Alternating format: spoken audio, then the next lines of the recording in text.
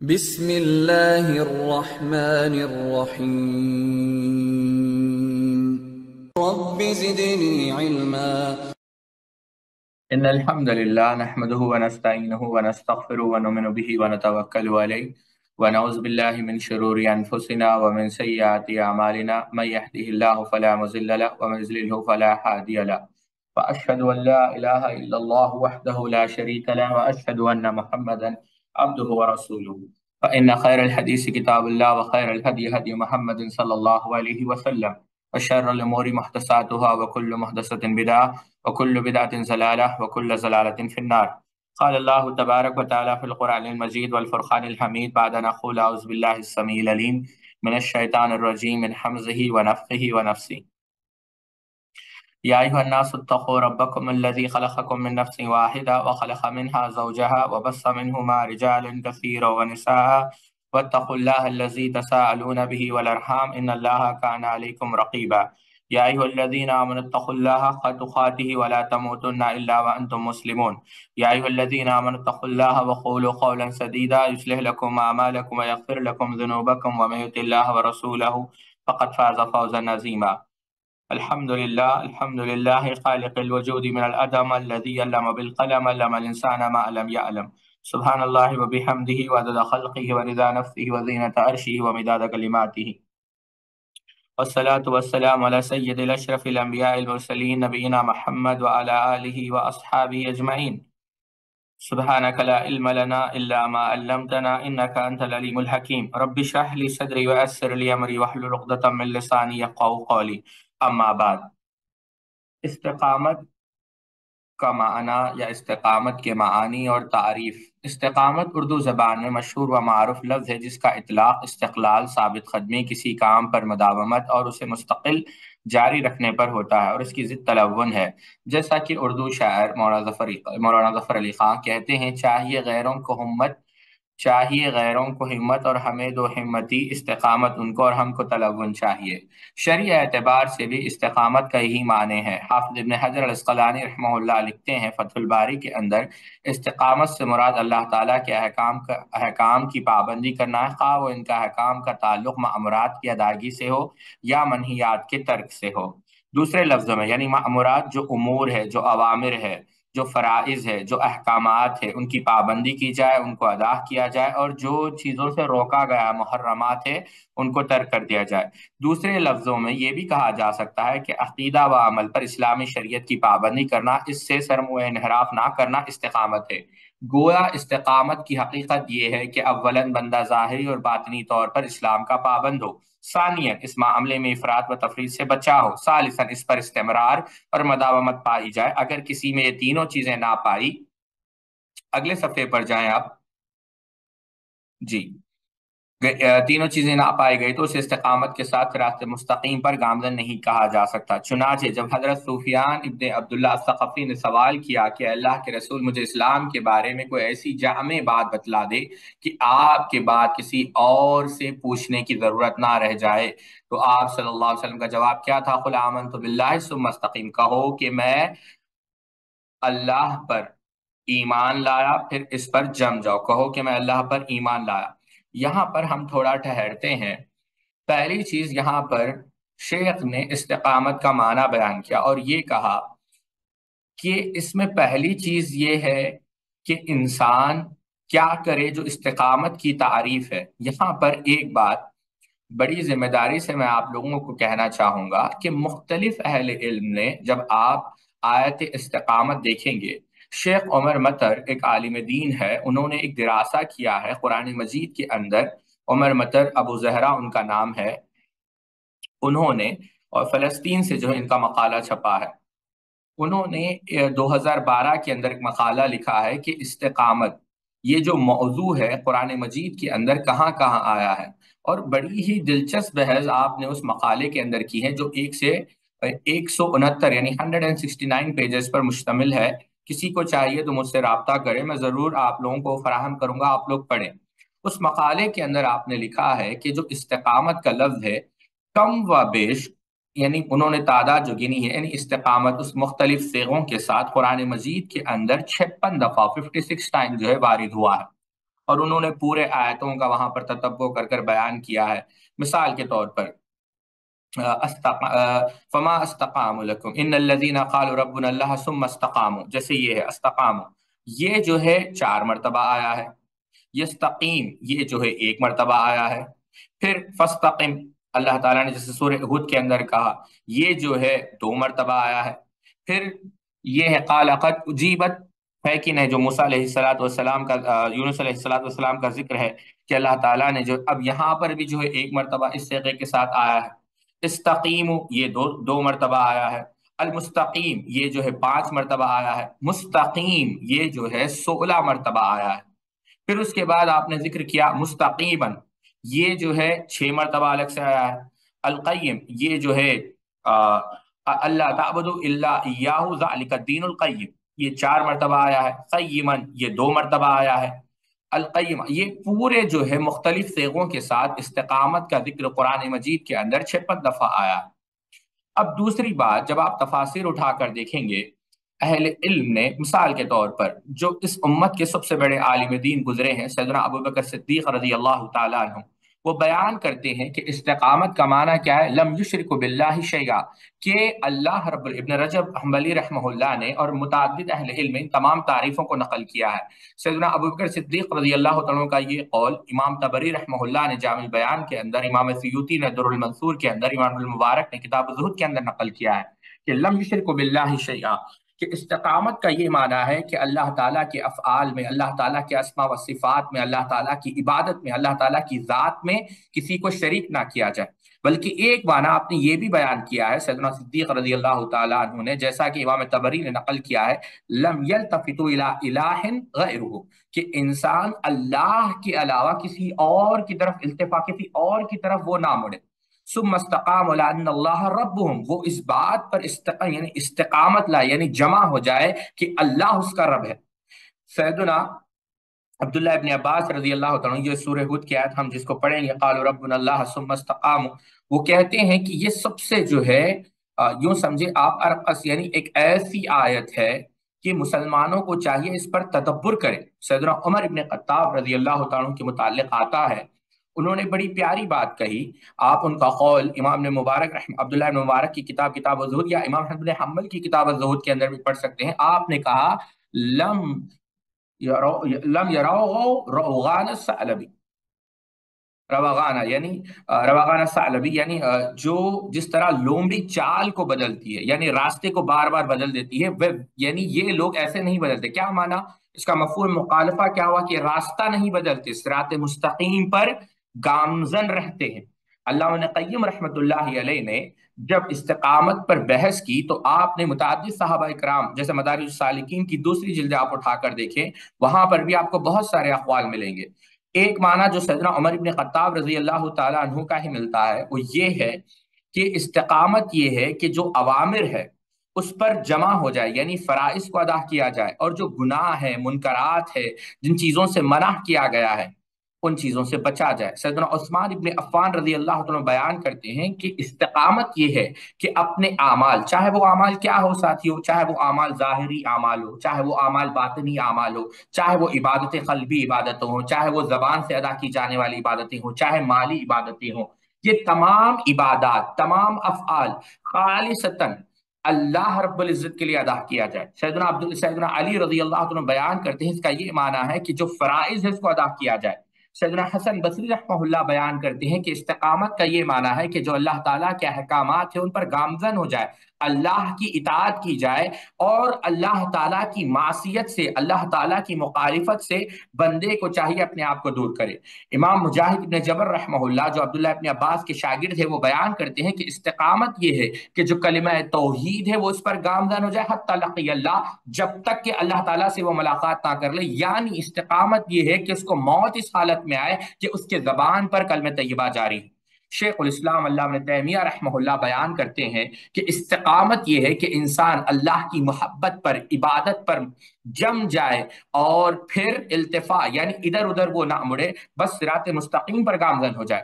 قاضی ایاض رحمہ اللہ اور متعدد علماء نے مختلف جو ہے، قاضی ایاض رحمہ اللہ شرح مسلم کے اندر بیان کرتے ہیں جو اسی حدیث کی شرح میں انہوں نے اللہ تعالیٰ کی وحدانیت توحید کا اقرار کیا، اس پر ایمان لائے، اس پر استقامت اختیار کیے رہے، یعنی توحید پر قائم رہے، اس پر سے ہٹے نہیں بلکہ اس پر جمے رہے اور اللہ تعالیٰ کی اطاعت و فرمانبرداری بجا لاتے رہے، یہاں تک کہ انہوں نے اسی حالت میں موت آ گئی۔ ابن کثیر رحمہ اللہ بیان کرتے ہیں انہوں نے محض اللہ تعالیٰ کی خاطر ایمانداری کے ساتھ اچھے اعمال کیے اور اسی کی فرمانبرداری کی جس کا حکم اللہ تعالیٰ نے دیا ہے۔ امام قرطبی رحمہ اللہ بیان کرتے ہیں وَهَذِهِ الْأَقْوَالُ وَإِنْ، یعنی پورے اقوال کو جب جمع کیا جائے وَإِنْ تَدَاقَلَتْ فَتَلْقِسُوهَا اعْتَدَلُوا عَلَى طَاعَةٍ عَقْدًا وَقَوْلًا وَفِعْلًا وَدَامُوا عَلَى ذَلِكَ۔ کہتے ہیں یہ سارے اقوال اگرچہ ایک دوسرے میں داخل و مشابہہ ہے، مگر ان کا خلاصہ درج یہ ہے کہ عقائد، اقوال، اعمال سب میں اللہ تعالیٰ کی فرما برداری کرنا، اسی پر جمع رہنا اور اسی پر قائم رہنا استقامت کہلاتا ہے۔ یہ ہے کہ یہ استقامت کا معنی ہے۔ چلیں، بلکہ شیخ الاسلام ابن تیمیہ رحمہ اللہ نے ایک مقام پر لکھا ہے کہ یہ سب سے بڑی کرامت ہے جو انسان کو دی جا سکتی ہے، یعنی استقامت۔ بہرحال اب یہ تو پہلی بات تھی جو میں نے سمجھا کہ اہم ہے کہ اصل استقامت کہتے کس کو ہے۔ دوسری بات ساتھیوں جو اہم ہے، استقامت کے اندر جو سب سے اہم حدیث لائی جاتی ہے وہ ہے امام مسلم رحمۃ اللہ علیہ نے جو حدیث کتاب الایمان میں نقل کیا۔ اس حدیث کو امام احمد بن حنبل رحمۃ اللہ علیہ نے بھی نقل کیا، امام ترمذی رحمۃ اللہ علیہ نے بھی نقل کیا، اس کے علاوہ امام نے ماجہ رحمہ اللہ نے بھی، اور متعدد محدثین نے اس حدیث کو نقل کیا۔ چلے وہ حدیث جو شیخ نے نقل کی ہم اس کو پڑھ لیتے ہیں۔ امام مسلم رحمۃ اللہ علیہ کتاب الایمان کے اندر ایک حدیث نقل کرتے ہیں، باب جامع اوصاف الاسلام، اور حدیث نقل کرتے ہیں حدثنا ابو بکر بن ابی شیبہ و ابو قریب قال حدثنا ابن نمیر وحدثنا قتيبة بن سعيد وإسحاق بن إبراهيم جميعا عن نذرير وحدثنا أبو كريب حدثنا أبو أسامة كلهم عن هشام بن عروة عن أبيه عن سفيان بن عبد الله الثقفي قال قلت يا رسول الله قل لي في الإسلام قولا لا أسأل عن أحد بعدك وفي حديث نبي أسامة غيرك قال قل آمنت بالله فاستقم، اور كما قال النبي صلی اللہ علیہ وسلم۔ کہتے ہیں کہ حضرت سفیان ابن عبداللہ الثقفی، یہاں پر تھوڑی دیر ہم ٹھہرتے ہیں، دیکھتے ہیں کہ یہ سفیان ابن عبداللہ الثقفی کون تھے۔ سفیان ابن عبداللہ الثقفی رضی اللہ تعالی عنہ، ظاہر سی بات ہے اللہ کے رسول صلی اللہ علیہ وسلم کے صحابی تھے، یہ طائف سے آئے تھے، اور جو طائف سے قبیلہ آیا تھا، جو وفد آیا تھا، ان کے ساتھ آپ نے اسلام قبول کیا۔ سیدنا عمر ابن خطاب رضی اللہ تعالی عنہ نے آپ کو طائف کا گورنر، یا یوں سمجھے اہل طائف کے زکوٰۃ وصول کرنے کے لیے جو ہے پابند کیا تھا، مقرر کیا تھا۔ 5 حدیثیں جو ہے آپ سے مروی ہے، اور یہ ایک حدیث صحیح مسلم کے اندر ہے۔ آپ کا جو پورا نام تھا سفیان ابن عبداللہ ابن ربیہ ابن الحارث الثقفی، اور بعض نے یہ کہا کہ آپ کا نام سفیان ابن عبداللہ ابن حتیب تھا، ابو عمر آپ کی کنیت تھی، بعض نے یہ کہا کہ آپ کی کنیت ابو عمرہ الطائفی تھی۔ اب ایک دلچسپ واقعہ جو حافظ ابن حجر اسقلانی، یہاں پر ایک بات یہ بھی یاد رکھیں کہ آپ کے جو بیٹے ہیں عاصم، عبداللہ، علقمہ، عمر، ابو الحکم، انہوں نے آپ سے روایتیں نقل کی، بلکہ آپ کے جو پوتے ہیں محمد، انہوں نے بھی آپ سے روایتیں نقل کی۔ ابو الحسن المدینی کہتے ہیں کہ جب غزوہ حنین کا موقع تھا، سفیان رضی اللہ تعالیٰ عنہ نے اس وقت اسلام قبول نہیں کیا تھا، اور آپ کے جو بھائی تھے عثمان ابن عبداللہ، وہ قتل کر دیے گئے تھے۔ تو بھائی جب قتل کر دیے گئے تو آپ کو اتنا افسوس ہوا کہ ابھی زندگی جینے کا کوئی مقصد نہیں، اور وہ مسلمانوں سے لڑ کر وہ بھی مرنا چاہتے تھے، لیکن ان کے ایک ساتھی تھے ابو سوید، انہوں نے ان کو کسی بھی طریقے سے، چالاکی سے یا ایک تدبیر سے مسلمانوں سے دور کر دیا، اور بعد میں سیدنا سفیان رضی اللہ تعالیٰ عنہ نے اسلام قبول کیا۔ ٹھیک ہے، اب سفیان ابن عبداللہ الثقفی رضی اللہ تعالی عنہ ذہین آدمی ہے، اس سے آپ اندازہ لگائیں گے کہ شیخ صالح العثیمین رحمہ اللہ بیان کرتے ہیں کہ 2 چیزیں ان کے متعلق پتہ چلتی ہے۔ ایک کہ آپ کے پاس علم حاصل کرنے کی حرص اور سوال پوچھنے کی حرص تھی۔ آپ نے کیسے سوال کیا ساتھیوں؟ سوال کو آپ غور کریں کہ اے اللہ کے رسول، مجھے اسلام کے بارے میں ایسی پکی بات بتائیے کہ آپ کے بعد کسی سے اس کے بارے میں سوال کرنے کی ضرورت نہ رہے، صرف ایک بات، پکی بات۔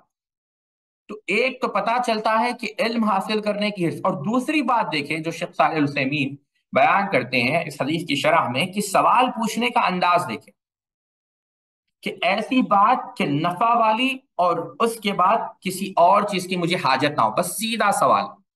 سوال کے اندر خود استقامت شامل ہے، کہ ادھر ادھر دیکھنے کی کوئی بات نہیں، بس ایک سوال چاہیے اور اس کا جواب ایسا چاہیے کہ دوبارہ مجھے کسی چیز کی طرف رجوع کرنے کی حاجت نہ ہو۔ اللہ اکبر۔ شیخ صالح الفوزان حفظہ اللہ بیان کرتے ہیں کہ استقامت کا ایک معنی یہ بھی ہے اعتدال، کہ تشدد نہ ہو اور تساہل نہ ہو، یعنی ایک طرف تشدد کی انتہا نہ ہو اور دوسری طرف تساہل کی انتہا نہ ہو، یعنی یعنی ایسا راستہ جو معتدل ہو، جو ماڈریٹ ہو۔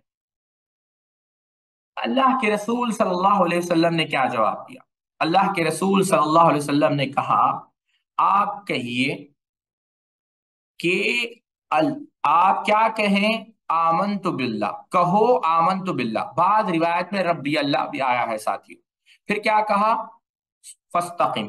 اور بعض روایت میں سما کا لفظ بھی آیا ہے۔ تو یہ دونوں باتیں آپ یاد رکھیں کہ بعض روایتوں میں سما کا لفظ بھی آیا ہے اور بعض روایتوں میں فاستقیم کا لفظ بھی آیا ہے، اور بعض روایتوں میں آمنت باللہ آیا ہے اور بعض روایتوں میں ربی اللہ آیا ہے۔ یہاں پر دو سوال اور اٹھتے ہیں ساتھیوں۔ پہلا سوال، یہاں پر سما کا معنی کیا ہے؟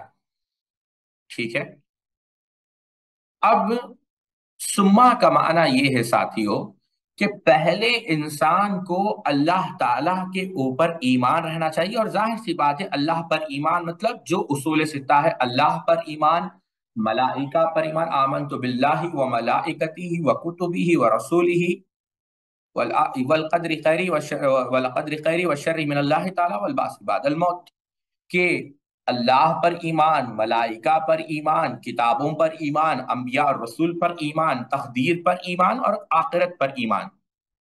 اب یہ دونوں چیزیں ضروری ہے، کیا؟ پہلے کہ اللہ تعالیٰ پر جو ہے ایمان لایا جائے، یعنی انسان کو ابتدا کس سے کرنی ہے؟ عقیدے سے، ایمان سے، کیونکہ یہ آساس ہے، پھر اس کے بعد ثابت قدم رہے۔ یا پھر ایک معنی اس کا یہ بھی ہے کہ یہ تدریج بتائی گئی ہے کہ انسان کو چاہیے کہ پہلے، مثال کے طور پر پہلا تو یہ معنی ہے کہ اگر وہ عمل کرے اور عمل ہو لیکن اس کا جو ایمان ہے وہ ایمان درست نہیں، تو عمل سے کوئی نفع دینے والا نہیں۔ اور دوسرا معنی یہ ہے کہ انسان تدریج یعنی کیسے شروعات کرے، تو پہلے ایمانیات سے شروعات کرے اور پھر آہستہ آہستہ وہ دیگر درجات کی طرف وہ جو ہے رجوع کرے۔ دوسری چیز جو کافی اہم ہے اس میں، کہ آیا سیدنا سفیان رضی اللہ تعالی عنہ مسلمان تھے، تو پھر ان سے کیوں کہا گیا کہ آمنت باللہ، حالانکہ وہ پہلے سے وہ اللہ پر ایمان لائے ہوئے تھے؟ تو اس کے دو جوابات اہل علم نے دیے ہیں۔ پہلا جواب تو یہ ہے کہ جیسے یہ قرآن مجید کا انداز بھی ہے اور اللہ کے رسول صلی اللہ علیہ وسلم نے اسی انداز کو اپنایا کہ جس کا معنی کیا ہے؟ تجدید کے معنوں میں آیا ہے، کہ یا ایھا الذین آمنوا آمنوا باللہ ورسولہ والکتاب الذی نزل علی رسولہ والکتاب الذی انزل من قبل، جیسا اللہ تعالیٰ نے کہا سورہ نساء کے اندر کہ اے ایمان والو ایمان لاؤ، تو یہاں پر معنی تجدید ہے۔ ٹھیک ہے، دوسرا معنی یہ ہے کہ یہ اللہ کے رسول صلی اللہ علیہ وسلم پوری انسانیت کو پیغام دے رہے تھے کہ نجات کی کنجی، انسان جو دنیا اور آخرت میں کامیاب ہونا چاہتا ہے وہ اللہ تعالیٰ پر ایمان ہے اور اس ایمان پر ثابت قدم رہنا ہے۔ تو یہ ایک عام نصیحت تھی جو پوری امت کو، پوری انسانیت کو کی گئی اس صحابی کے سوال کے ذریعے سے۔ ٹھیک ہے، تو یہ دو معنی ہیں، یہ دو سوالات تھے اس حدیث کے متعلق۔ بعض ایک اور نقطہ بھی ہمیں پتا چلتا ہے ساتھیوں جو کافی اہم ہے، اور میں یہ آپ کے علم میں لانا چاہوں گا، دو نقطے۔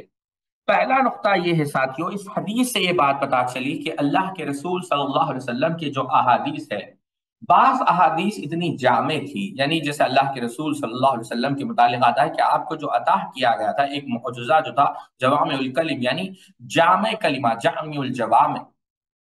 ایک حدیث امام احمد بن حنبل رحمۃ اللہ علیہ کتاب الزہد کے اندر نقل کرتے ہیں کہ اللہ کے رسول صلی اللہ علیہ وسلم نے کیا کہا؟ استحیوا من اللہ سبحانہ وتعالی کما تستحی من سائر قوم، اور کما قال نبی صلی اللہ علیہ وسلم، رجل صالح کے الفاظ بھی ملتے ہیں کہ تم اللہ تعالیٰ سے اس طریقے سے حیا کرو گویا اپنے قوم کے کسی نیک آدمی سے حیا کرتے۔ کوئی نوجوان گلی میں کھڑے ہو کر سگریٹ نوش کر رہا ہے، مسجد کے امام وہاں سے گزرے تو وہ کیا کرتا ہے؟ سگریٹ کو چھپا دیتا ہے۔ اگر اتنی حیا بھی تم اللہ تعالیٰ سے کر لو، یہ تمہارے نجات کے لیے کافی، اتنی عظیم حدیث۔ انسان اگر بسا اوقات ان جامع حدیثوں پر عمل کر لے تو انسان کی نجات کے لیے کافی ہے۔ ایمان اور عمل صالح، قرآن مجید میں اعمال کا دار و مدار انہی کو بتایا گیا ہے۔ ایمان کیا ہے؟ اللہ تعالیٰ پر ایمان لایا جائے، اور عمل صالح کیا ہے؟ اللہ کی اطاعت کی جائے، اور اطاعت کب کر سکے گا؟ جب اس اطاعت پر ثابت قدم رہے۔ ایمان اور اطاعت، ایمان اور استقامت، یہ دونوں چیزوں کو یعنی پورے اسلام کو اس حدیث کے اندر جمع کر دیا گیا۔ اور دوسری چیز، اس حدیث سے ارجاع کرد کیا گیا ہے کہ محض اقرار کافی نہیں۔ اگر اقرار کافی ہوتا تو کہتے قل آمنت باللہ قل ربی اللہ، نہیں کہا ثم استقم فاستقم، کہ اس کے بعد ثابت قدم بھی رہنا ہے۔ احسب الناس ان یترکوا ان یقولوا آمنا وهم لا یفتنون، یہ شہادت گاہ الفت میں قدم رکھنا لوگ آسان سمجھتے ہیں مسلمان ہونا۔ محض زبان کا اقرار کافی نہیں، عمل بھی کر کر دکھلانا ہے۔ جب آزمائشیں آئے، جب فتن آئے تو انسان کو اس پر ثابت قدم رہنا چاہیے۔ پتہ یہ چلا کہ عمل ایمان کے اندر داخل ہے، عمل ایمان سے خارج نہیں، اور عمل اطاعت کے ذریعے سے بڑھتا بھی ہے اور معصیت کے ذریعے سے گھٹتا بھی۔ تو اور بھی بہت سارے نکات ہیں، ظاہر سی بات ہے ہم اس حدیث کی شرح کرنے یہاں پر نہیں بیٹھے ہیں، آگے چلتے ہیں۔ تو یہ بات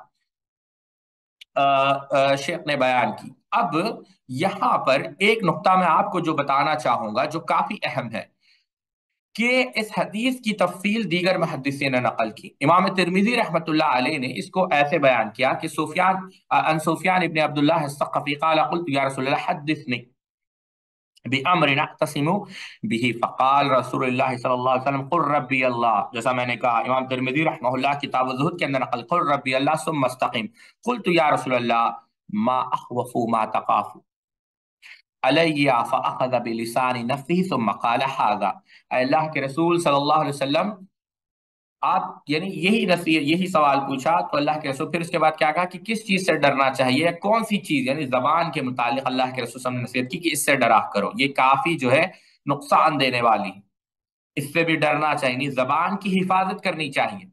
امام احمد بن حنبل مسند احمد کے اندر نقل کر دی، یہی نصیحت اللہ کے رسول صلی اللہ علیہ وسلم نے سیدنا جابر کو کی، بلکہ سیدنا جابر سے یہ حدیث مروی ہے، جابر ان رسول اللہ صلی اللہ علیہ وسلم قال اجتنبوا الکبائر وسددوا وابشروا، کہ گناہ کبیرہ کو ترک کرو اور استقامت کا راستہ اختیار کرو، استقامت اختیار کرو اور بشارت دو۔ امام سیوطی رحمۃ اللہ علیہ نے اس حدیث کو صحیح قرار دیا۔ امام طبرانی رحمۃ اللہ علیہ معجم الکبیر کے اندر نقل کرتے ہیں، عن سامرۃ قال قال رسول اللہ صلی اللہ علیہ وسلم اقیموا الصلاۃ وآتوا الزکاۃ وحجوا واعتمروا واستقیموا یستقم بکم، کہ تم نماز قائم کرو، زکوٰۃ ادا کرو، حج کرو، عمرہ کرو اور استقامت اختیار کرو، تاکہ تمہارے معاملات کو بھی جو ہے تاکہ تمہارے معاملات کو تم پر آسان کر دیا جائے۔ امام نے ماجہ اپنی سنن کے اندر کتاب الطہارہ میں ایک حدیث نقل کرتے ہیں ابو امامہ الباہلی رضی اللہ تعالیٰ سے، اللہ کے رسول صلی اللہ علیہ وسلم نے کیا کہا؟ استقیموا ونعم ما ان تستقیموا، کہا کہ اگر ہو سکے تو استقامت اختیار کرو، کیونکہ یہ استقامت نعمت ہے، یہ استقامت کیا ہے؟ نعمت ہے۔ اور اللہ کے رسول صلی اللہ علیہ وسلم نے کہا، اسی کتاب ایک اور الفاظ ہے استقیموا ولن تحصوا، کہ اللہ کے رسول صلی اللہ علیہ وسلم نے کہا کہ استقامت اختیار کرو اگرچہ تم مکمل جو ہے اس کا احاطہ نہ کر سکو۔ سفیان الثوری رحمہ اللہ بیان کرتے ہیں کہ ایک معنی، بہت سارے معنی ہیں، ایک معنی یہ بھی ہے کہ استقامت کا معنی کیا ہے کہ قرآن مجید کو لازم پکڑنا۔ امام بزار رحمہ اللہ مسند بزار کے اندر ایک حدیث نقل کرتے ہیں، عن جبیر ابن مطعم قال كنا مع النبي صلی اللہ علیہ وسلم بالجحفة فقال أليس تشهدون أن لا إله إلا الله وحده لا شريك له وأني رسول الله وأن القرآن جاء من عند الله قلنا بلى قال فأبشروا فإن هذا القرآن طرفه بيد الله وطرفه بأيديكم فتمسكوا به فإنكم لن تهلكوا ولن تذلوا بعده أبدا، اور كما قال النبي صلی اللہ علیہ وسلم، اللہ کے رسول صلی اللہ علیہ وسلم کے ساتھ ہم تھے، جبیر بیان کرتے ہیں کہاں؟ جحفہ میں۔ کیا تم اس بات کی گواہی نہیں دیتے کہ اللہ تعالیٰ کے سوا کوئی معبود برحق نہیں اور میں رسول ہوں، اور قرآن کس کی طرف سے ہے؟ اللہ کی طرف سے۔ کہا ہاں۔ تو کہا کہ بشارت ہو تمہارے لیے کہ یہ قرآن کا ایک طرفہ کس طرف ہے؟ اللہ کے ہاتھ میں، اور دوسرا تم اس کو مضبوطی سے تھام لو، جو اس کو تھام لے گا کبھی وہ ہلاک نہیں ہوگا، کبھی وہ گمراہ نہیں ہوگا، ہمیشہ کے لیے۔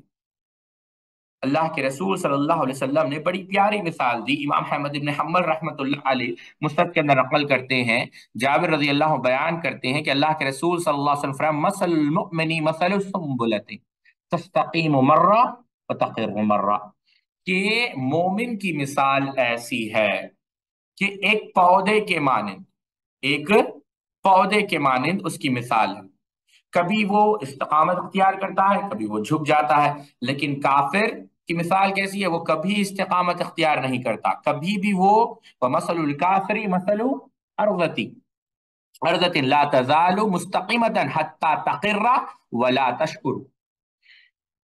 اب اس سے یہ بات پتا چلی ساتھیوں، اور بعض روایات میں استقامت کا لفظ ملا ہے اور یہ لفظ آئے ہیں تمیل احیانا وتقوم احیانا، اور کما قال النبی صلی اللہ علیہ وسلم، مسند بزار میں یہ الفاظ ہے۔ بتانا مقصد یہ ہے کہ اللہ کے رسول صلی اللہ علیہ وسلم نے متعدد صحابہ کو اس چیز کی نصیحت کی اور متعدد صحابہ کو بتایا، بلکہ یہ کہا کہ استقامت کے ساتھ انسان کو زندگی گزارنی چاہیے۔ ٹھیک ہے، یہاں پر آگے بڑھتے ہیں، کتاب کے اگلے حصے پر جاتے ہیں۔ یعنی صرف اللہ تعالیٰ پر ایمان لے آنا ہی کافی نہیں، بلکہ اس کے تقاضے کو بھی پورا کرو اور عمل کرو، اور صرف عمل کر لینا کافی نہیں بلکہ ایمان و عمل پر ثابت قدمی اور مداومت کام لینا بھی ضروری ہے۔ استقامت کی تعریف کی وضاحت اہل علم نے اس طرح کی ہے: اللہ تعالیٰ کے بارے میں اس کا ایمان صدق و حقیقت پر مبنی ہو، نبی کریم صلی اللہ علیہ وسلم کی کامل اتباع اور آپ کی سنتوں کی مکمل پابندی پائی جائے، واجبات و فرائض کی ادائیگی ہو، جیسا کہ حدیث قدسی میں ارشاد باری تعالیٰ ہے: میری طرف سے فرض کردہ کاموں پر عمل کرے بندے کہ میرے قریب ہونا مجھے جتنا محبوب ہے اتنا کسی اور کام کے ذریعے میری قربت مجھے محبوب نہیں۔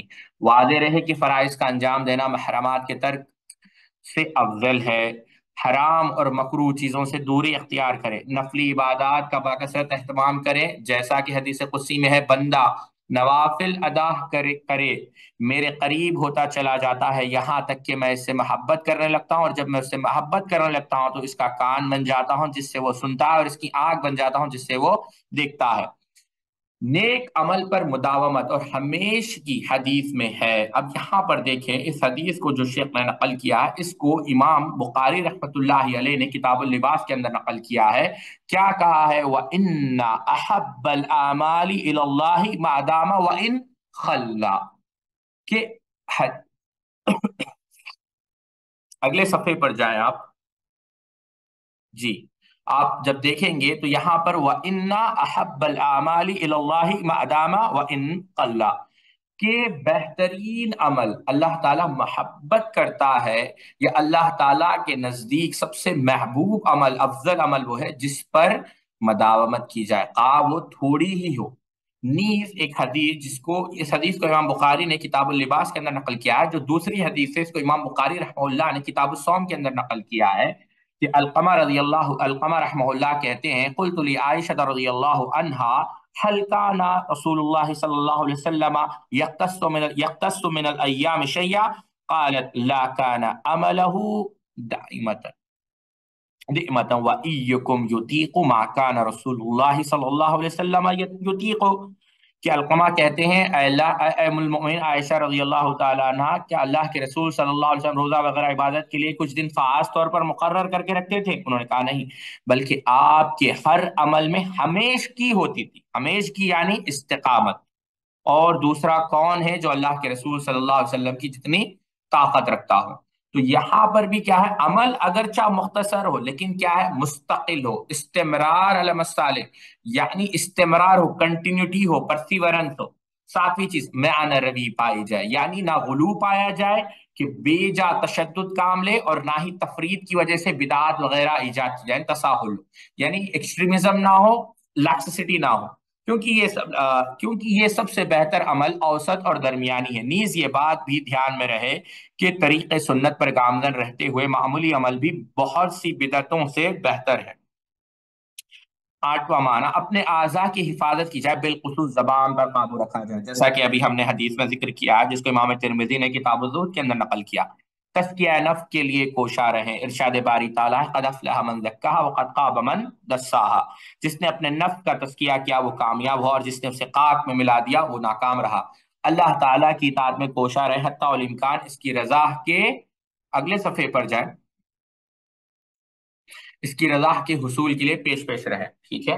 اب یہاں پر استقامت کی تعریف ختم ہوتی ہے۔ جو دوسری بحث ہے وہ ہے استقامت کی اہمیت۔ شریعت میں استقامت کی بڑی اہمیت ہے۔ بغیر استقامت کے کسی کا دین اللہ تعالیٰ کے نزدیک مقبول نہیں، اور نہ استقامت کے بغیر کسی کی کامیابی ممکن ہے، بلکہ استقامت ہی اس عبودیت کا ثبوت ہے جس کے لیے جن و انس کی پیدائش ہوتی ہے۔ اس لیے ہر نماز میں اور ہر نماز کی ہر رکعت میں یہ دعا یہ دعا پڑھنے کا حکم ہے، اہدنا الصراط المستقیم۔ یہی وجہ ہے کہ قرآن و حدیث میں استقامت کی بڑی اہمیت بیان ہوئی ہے۔ اللہ تعالیٰ نے نبیوں کو بھی استقامت کا حکم دیا ہے اور امتیوں کو بھی استقامت کی تاکید فرمائی ہے۔ حضرت موسیٰ اور ہارون علیہ السلام کو استقامت کا حکم۔ حضرت موسیٰ علیہ السلام جب فرعون اور اس کی قوم کی ایمان سے مایوس ہو گئے اور یہ امید نہ رہی کہ فرعون اس کی قوم کے سامنے دعوت حق کارگر ہوگی، تو دونوں بھائیوں نے فرعون اور اس کی قوم کے لیے بد دعا کی۔ اس کا ذکر سورہ یونس میں اس طرح وارد ہے، وقال موسیٰ ربنا انک آتیت فرعون وملأه زینة واموالا فی الحیاۃ الدنیا ربنا لیضلوا عن سبیلک ربنا اطمس علی اموالہم، اگلے صفحے پر جائیں، اموالہم واشدد علی قلوبہم فلا یؤمنوا حتی یروا العذاب العلیم۔ اور موسیٰ علیہ السلام نے دعا کرتے ہوئے کہا، اے ہمارے پروردگار، تو نے اس دنیا کی زندگی میں فرعون اور اس کی جماعت کے سرداروں کو ٹھاٹ باٹ اور مال دے کر رکھا ہے کہ وہ لوگوں کو تیری راہ سے گمراہ کرتے رہیں۔ پروردگار ان کے اموال کو غارت کر دے اور ان کے دلوں کو سخت کر دے کہ جب تک وہ دردناک عذاب نہ دیکھ لیں ایمان نہ لائیں گے۔ اس کے جواب میں اللہ تعالیٰ نے جہاں ایک طرف حضرت موسیٰ و ہارون علیہ السلام کو ان کی دعا کی قبولیت کی بشارت دی، وہیں دوسری طرف ایک بڑے اہم کام کا حکم دیا، یعنی استقامت کا۔ چنانچہ ارشاد باری تعالیٰ ہے، قل قد اجیبت دعوتکما فاستقیما ولا تتبعن سبیل الذین لا یعلمون۔ اللہ تعالیٰ نے فرمایا تم دونوں کی دعا قبول ہو چکی، تم ثابت قدم رہنا، یعنی استقامت اختیار کرنا، لوگوں کی پیروی نہ کرنا جو علم نہیں رکھتے۔ نبی کریم صلی اللہ علیہ وسلم کو استقامت کا حکم۔ سورہ ہود میں اللہ تعالیٰ نے فرمایا ہے فاستقم کما امرت ومن تاب معک ولا تطغوا انہ بما تعملون بصیر۔ اللہ اکبر۔ امام خشیری رحمہ اللہ ایک واقعہ نقل کرتے ہیں کہ بعض اسلاف نے ایک خواب دیکھا۔ انہوں نے ایک خواب دیکھا۔ خواب کیا ہے کہ انہوں نے کہا، خواب کے اندر اللہ کے رسول صلی اللہ علیہ وسلم کو دیکھا اور ایک حدیث کے متعلق پوچھا۔ حدیث کیا ہے؟ اس حدیث کو امام ابو عیسیٰ ترمذی رحمہ اللہ نے شمائل محمدیہ کے اندر نقل کیا۔ کہتے ہیں عن اکرمۃ عن ابن عباس قال قال ابو بکر یا رسول اللہ قد شبت قال شیبتنی ہود والواقیۃ والمرسلات واما یتساءلون واذا الشمس کورت، اور کما قال نبی صلی اللہ علیہ وسلم، اے اللہ کے رسول صلی اللہ علیہ وسلم آپ کے بال سفید ہو چکے ہیں، یعنی گرے کلر کے ہو چکے ہیں۔ اللہ کے رسول نے کہا کہ سورہ ہود، سورہ واقعہ، سورہ مرسلات اور سورہ وَأَمَّا يَتَسَاءَلُونَ اور وَإِذَا الشَّمْسُ كُوِّرَتْ کی وجہ سے، یعنی اس میں اس حدیث کے اندر قیامت کا ذکر ہے۔ لیکن یہ سلف نے جب اللہ کے رسول صلی اللہ علیہ وسلم کو خواب میں دیکھا تو پوچھا، اللہ کے رسول آپ نے کہا کہ ان سوروں نے آپ کو جو ہے بوڑھا کر دیا ہے۔ تو اللہ کے رسول صلی اللہ علیہ وسلم نے کہا، اللہ اکبر، فاستقم کما امرت ومن تاب معک ولا تطغوا انہ بما تعملون بصیر۔ یہ آیت نے مجھے بوڑھا کر دیا ہے۔ کون سی آیت؟ کہ پس آپ ثابت قدم رہے جیسا کہ آپ کو حکم دیا گیا ہے، اور آپ کے وہ ساتھی جو آپ کے ساتھ توبہ کر چکے ہیں، اور سرتابی نہ کرنا کیونکہ جو کچھ تم کرتے ہو وہ اسے دیکھ رہا ہے۔ اللہ اکبر۔ اس سورہ ہود میں گزشتہ قوموں کی ہلاکت، اگلے صفحے میں جائے،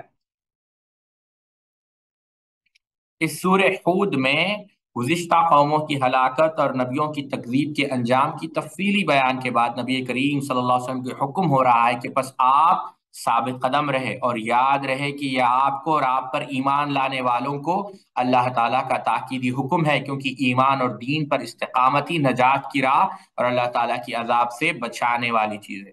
یہ وہی صورت ہے جس سے متعلق نبی کریم صلی اللہ علیہ وسلم کیا کہا، مجھے ہود اور اس کے ہم مثل صورتوں نے بوڑھا کر دیا ہے۔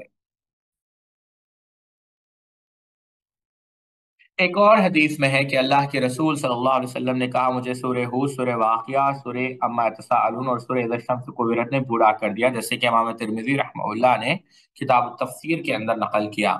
عام مسلمانوں کو حکم، صرف انبیاء علیہ السلام ہی کو نہیں بلکہ عام مسلمانوں کو بھی استقامت کا حکم ہے۔ چنانچہ اللہ تعالیٰ ارشاد فرماتا ہے، قل انما انا بشر مثلکم یوحی الی انما الہکم الہ واحد فاستقیموا الیہ واستغفروہ وویل للمشرکین الذین لا یؤتون الزکاۃ۔ آپ کہہ دیجئے کہ میں تم جیسا انسان ہوں، مجھ پر وحی نازل کی جاتی ہے کہ تم سب کا معبود ایک اللہ ہے، سو تم سیدھے اس کا رخ اختیار کرو، اگلے صفحے پر جائے، اور اس سے معافی چاہو، تباہی ہے ان مشرکوں کے لیے جو زکوٰۃ نہیں دیتے۔ اللہ کے رسول صلی اللہ علیہ وسلم نے صحابہ کو بھی اس کی وصیت کی۔ متعدد صحابہ کرام رضوان اللہ تعالی مجمعین کو اللہ کے رسول صلی اللہ علیہ وسلم کی طرف سے خصوصی وصیت استقامت کی رہی۔ چنانچہ حضرت سفیان ابن عبداللہ الثقفی رضی اللہ عنہ کی وہ حدیث گزر چکی ہے کہ انہوں نے اللہ کے رسول صلی اللہ علیہ وسلم سے سوال کیا کہ اللہ کے رسول، مجھے اسلام کے بارے میں کوئی ایسی جامع بات بتلا دے کہ میں اس پر عامل رہوں اور کسی سے کچھ پوچھنے کی ضرورت نہ پڑے۔ تو نبی صلی اللہ علیہ وسلم نے اپنے ایمان و عمل پر استقامت کا حکم دیا کہ کیا کہو، آمنت باللہ ثم استقیم، کہو میں اللہ پر ایمان لایا، پھر اپنے ایمان پر جم جاؤ، ثابت قدم رہو۔ اسی طرح آپ صلی اللہ علیہ وسلم کے ایک محبوب صحابی حضرت معاذ ابن جبل رضی اللہ تعالی عنہ کو بھی آپ صلی اللہ علیہ وسلم نے یہی نصیحت کی۔ آپ صلی اللہ علیہ وسلم نے فرمایا کہ ایک بار گئی سفر پر جا رہے تھے، اس موقع پر نبی کریم صلی اللہ علیہ وسلم کی خدمت میں حاضر ہوئے اور کچھ خاص نصیحت طلب کی، تو آپ نے کیا فرمایا کہ اللہ کی عبادت ولا تشرکوا بہ شیئا، اور اللہ کی عبادت میں کسی اور کو شریک نہ ٹھہراؤ۔ پھر حضرت معاذ نے آگے سوال کیا کہ مجھے مزید وصیت فرمائیے۔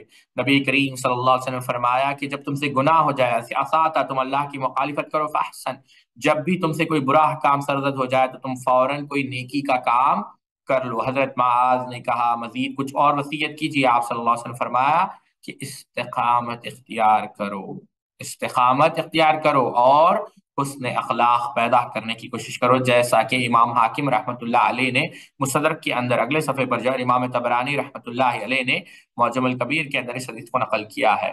اس دنیا استقامت طریق نجات ہے، اس دنیا میں کامیابی اور آخرت میں نجات کے لیے استقامت بنیادی شرط ہے۔ اسی لیے قرآن و حدیث میں زندگی کے آخری لمحے تک عمل کا حکم دیا گیا ہے۔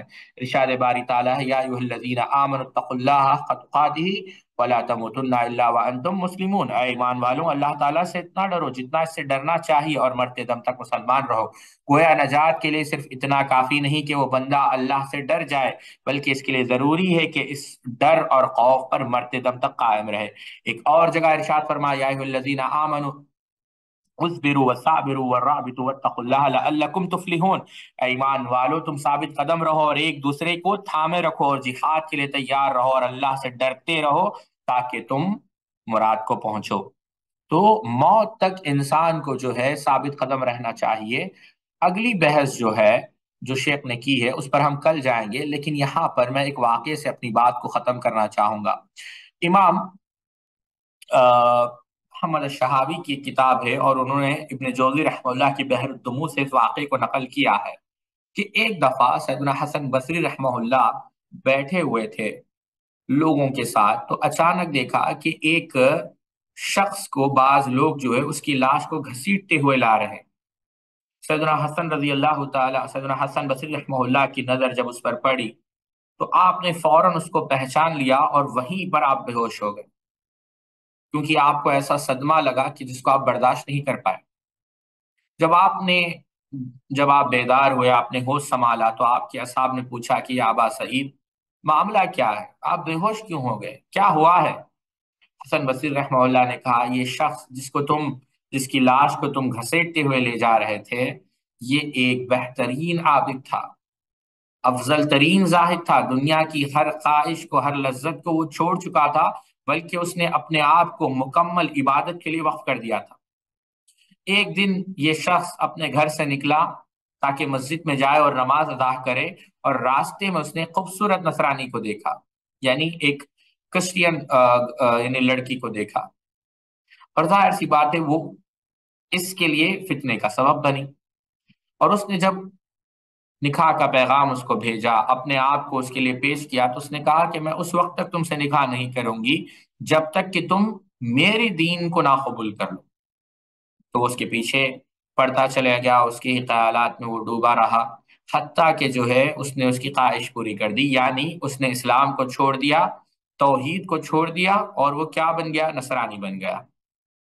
حسن بصری کہتے ہیں کہ وہ نصرانی بننے کے بعد تھوڑا سا وقت گزرا، اور وہ عورت اس کے پاس آئی، پردے کے پیچھے سے اس نے کہا کہ تو ایسا شخص ہے جس نے خیر کو تو نے چھوڑ دیا، تو نے اپنے دین کو ترک کر دیا، جو دین زندگی کے لیے کافی اہم چیز ہے، لیکن محض تو نے اپنے خواہش پوری کرنے کے لیے، جو خواہش بے لذت ہے، اس کے اندر کوئی خاص حقیقی لذت بھی نہیں، تو نے اس لذت کو حاصل کرنے کے لیے اللہ تعالیٰ کو تو نے چھوڑ دیا۔ میں بھی جو ہے اب میرے دین کو چھوڑ رہا ہوں، یعنی کس کو؟ نصرانیت کو، لیکن اس وجہ سے نہیں، خواہش کی وجہ سے نہیں، جس طرح تو نے اپنے خواہش کو پوری کرنے کے لیے چھوڑ دیا، میں اس وجہ سے چھوڑ رہی ہوں تاکہ میں جنت میں داخل ہو جاؤں، کہ ایسی جنت جو فنا ہونے والی نہیں ہے، اور ہمیشہ جو ہے مجھے سمجھ اللہ تعالیٰ کے، یعنی اللہ تعالیٰ یوں سمجھے آپ، اللہ رب العزت قیامت کے دن مجھے عرش میں اس کے عرش کے سائے میں مجھے جگا دے گا، اللہ رب العزت مجھے کھلائے گا، اللہ رب العزت مجھے پلائے گا۔ اور اس لڑکی نے سورہ اخلاص پڑھا، قل هو اللہ احد اللہ الصمد لم یلد ولم یولد ولم یکن له کفوا احد۔ اب جب لوگوں نے یہ سنا تو لوگوں نے کہا کہ کیا تم نے سورہ کو یاد کر لیا؟ تو کہا نہیں، اللہ کی قسم یہ سورہ مجھے یاد نہیں تھا، لیکن جب اس شخص نے بار بار ارادہ کیا کہ وہ مجھے حاصل کر لے تو میں نے خواب دیکھا، اور میں نے خواب دیکھا، اس خواب کے اندر میں نے جہنم کو دیکھا، اور اس جہنم کے اندر میں جہاں جانے والی ہوں وہ جگہ مجھے بتلائی گئی، اور اس جگہ کو دیکھ کر میری روح کانپ گئی، اور میں سہم گئی، میں ڈر گئی۔ مالک جو جہنم کا دروغہ ہے، اس نے مجھ سے کہا کہ تمہیں ڈرنے کی کوئی بات، لا تحزن، ڈرنے کی گھبرانے کی کوئی بات نہیں، اللہ نے تمہیں اس آدمی کے بدلے، اللہ اکبر، اللہ نے تمہیں اس آدمی کے بدلے بچا لیا، یعنی جنت کے اندر تمہیں داخلہ دے دیا، جہنم سے بچا دیا، یعنی اب اس تمہاری جگہ یہ نوجوان جو عبادت کرتا تھا وہ جائے، اور اس نے میرا ہاتھ پکڑ کر مجھے جنت میں داخل کر دیا۔ اور میں نے وہاں پر قرآن مجید کی ایک آیت پڑھی، وہ آیت کیا ہے؟ سورہ رات کی، یمحو اللہ ما یشاء ویثبت وعندہ ام الکتاب، کہ اللہ جس کو چاہے، اللہ جیسا چاہے ویسا کرتا ہے، اور اللہ کے پاس کیا ہے؟ لوح محفوظ ہے۔ اور پھر اس فرشتے نے سورہ اخلاص میرے سامنے اس کی تلاوت کی، اور اس کو وہ تکرار کے ساتھ پڑھتا رہا، اور وہ مجھے یاد ہو گیا، اور جب میں نے اٹھا۔ حسن بصری رحمہ اللہ کہتے ہیں کہ پھر اس عورت نے، اس لڑکی نے اسلام قبول کر لیا، اور یہ لڑکا جس کی لاش کو تم گھسیٹ کر لے جا رہے تھے، جس کی لاش کو گھسیٹا جا رہا تھا، اس کو قتل کر دیا گیا۔ کیوں؟ یہ مرتد ہو گیا، دین سے جو ہے اس نے اپنے دین کو بدل دیا، اس وجہ سے اس کو قتل کر دیا گیا۔ میں اس وجہ سے اللہ تعالیٰ سے سوال کرتا ہوں کہ اللہ تعالیٰ مجھے ثابت قدم رکھے، مجھے صحت میں رکھے، عافیت میں رکھے، اور مجھے موت اس حالت میں دے کہ میری زندگی، میرا ایمان، میری روح اس حالت میں قبض ہو کہ میرے زبان پر کلمہ طیبہ جاری۔ اس وجہ سے اس خوفناک منظر کو دیکھ کر میں بے ہوش ہو گیا۔ یہ واقعہ حسن بصری رحمہ اللہ نے اپنے تلامذہ کو سنایا۔ اللہ رب العزت سے دعا ہے اللہ رب العزت ہم سب کو دین پر ثابت قدم رکھے، اللہ رب العزت ہم سب کو ایمان پر مرنے کی توفیق عطا فرمائے۔ سبحانک اللہم و بحمدک، اشہد ان لا الہ الا انت، استغفرک واتوب الیک۔